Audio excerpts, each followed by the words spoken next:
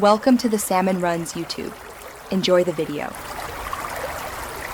In this video, I will explain how to make cupcake cups. First, gather your essential materials: parchment paper, a pair of sharp scissors, and a round object like a small glass or spice jar. This object should be slightly smaller than the muffin tin cavities you plan to use. Ensure your parchment paper is food safe and can withstand baking temperatures. Next, cut your parchment paper into squares.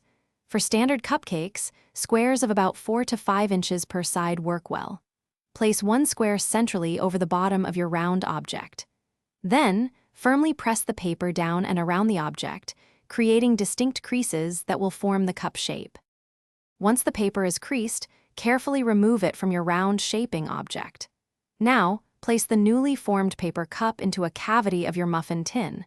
Gently press the paper against the sides of the tin, ensuring it holds its shape and fits snugly.